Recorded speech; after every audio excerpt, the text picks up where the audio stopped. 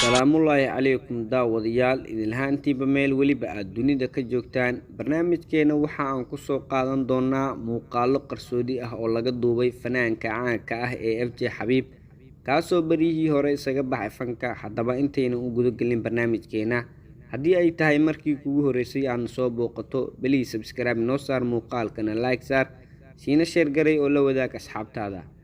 haddaba fanaanka caanka ah ee FJ Xabiib oo baryihii hore isaga baxay fanka ayaa haatan dib ugu soo laabtay fanka, balse daawadee muuqaalka muranka badan dhaliyay ayaa ah mid uu mar kale fanaanka dib usoo duubay usoo laabashadiisii fanka.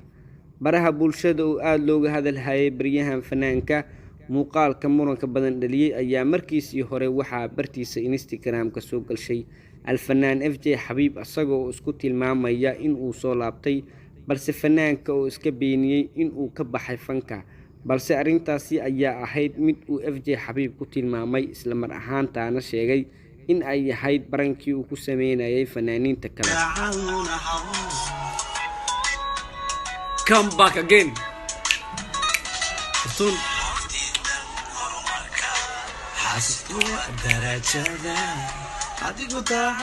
adigu daacadun iyadu daacadun ahaw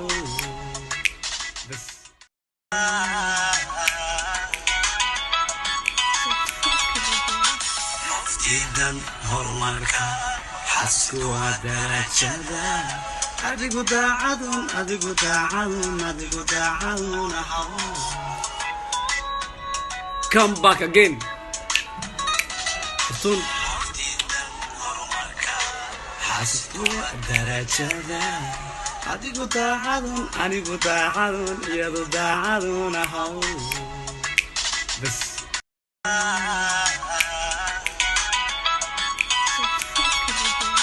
naftiidan horumarka xasku waa darajada adigu daacadun ahaw. Come back again. Soon.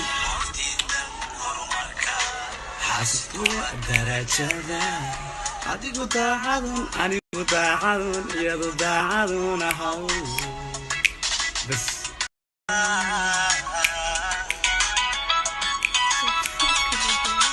naftiidan horumarka xasku waa darajada adigu daacadun ahaw. Come back again. Soon. darajada adigu daacadun iyadu daacadun ahaw bas